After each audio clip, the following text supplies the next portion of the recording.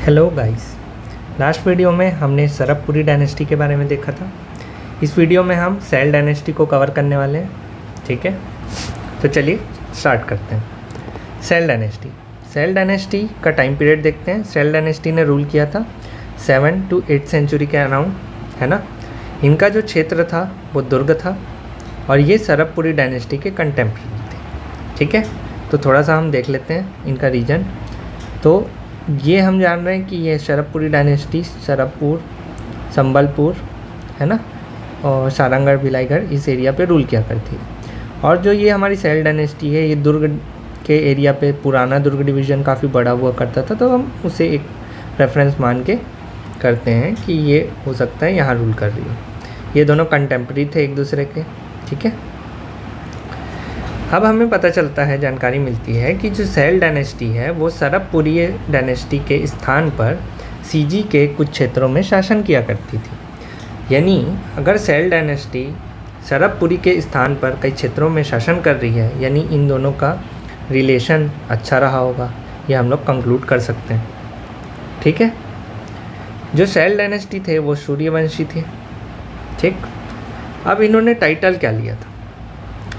Title इन्होंने परमेश्वर और महाराजा धीराज का लिया था। अब इसे एक हम ऐसे भी याद रख सकते हैं, जैसे शैल यानी विशाल, काइंड ऑफ, है ना, पर्वत, विशाल सा पर्वत एक इमेजिन कर लो शैल बोलने से ही। ठीक है, शैल बड़ा सा पत्थर भी होता है, तो एक विशाल सा पर्वत, तो विशाल है इसलिए इन लोग महाराजा धीराज, और टॉप पे कौन बैठेगा? परम महेश्वर। ऐसे करके कुछ याद कर सकते हो ट्रिप बना के। ठीक है, अब हमें इनके बारे में जानकारी कहाँ से मिलती है? तो हमें जानकारी मिलती है दुर्ग और बालाघाट के राघोली कॉपर प्लेट से। ये दो कॉपर प्लेट से, ताम्रपत्र से हमें जानकारी मिलती है इनके क्लैन और इनके रूलर्स के बारे में।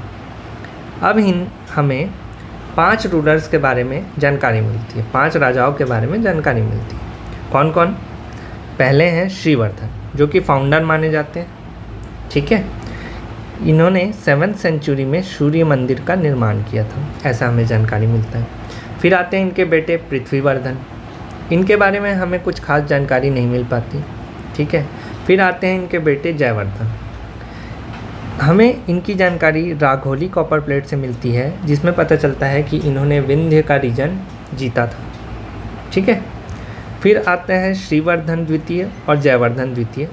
ठीक है, तो ये कहा जा सकता है, जैसे हमें पृथ्वीवर्धन के बारे में ज़्यादा जानकारी नहीं मिलती, यही एक कारण हो सकता है कि हो सकता है ये बहुत फेमस राजा ना रहे हों अपने समय के, इसलिए जो आगे के आने वाले राजा थे उन्होंने श्रीवर्धन का नाम लिया, टाइटल लिया, श्रीवर्धन द्वितीय, और जयवर्धन द्वितीय उनका नाम रखा गया। अब इस डायनेस्टी की एंड कैसे हुई?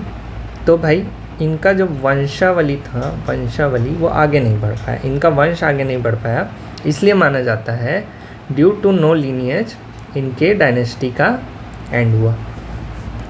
तो यहाँ सेल डायनेस्टी का कहानी ख़त्म होता है। ठीक है गाइस, और ऐसे कंटेंट, इंफॉर्मेटिव कंटेंट के लिए आप लाइक और सब्सक्राइब करो। हम लोग मेहनत करके ऐसे कंटेंट ला रहे हैं। ठीक है, इसके आगे आने वाले वीडियो में हम लोग पांडु डायनेस्टी से रिलेटेड वीडियो लाने वाले हैं। ठीक है, तो एक बार जल्दी से फिर सेल डायनेस्टी के बारे में जल्दी से कवर कर लेते हैं। सेल डायनेस्टी 7 to 8 सेंचुरी में रूल किया करती थी। ये लोग सूर्यवंशी थे, ये लोग सरबपुरी डायनेस्टी के कंटेम्प्रेरी थे और इनका रिलेशन अच्छा था। रीजन इनका दुर्ग था, टाइटल परमेश्वर और महाराजा धीराज का लेते थे। ठीक है, इन्फॉर्मेशन हमें दुर्ग और बालाघाट के राघोली कॉपर प्लेट से मिलता है, और 5 राजाओं के बारे में जानकारी मिलती है, श्रीवर्धन, पृथ्वीवर्धन, जयवर्धन, श्रीवर्धन द्वितीय और जयवर्धन द्वितीय। ठीक है, और इनका जो डायनेस्टी का एंड हुआ वो वंश ना आगे बढ़ पाने की वजह से हुआ। Thank you.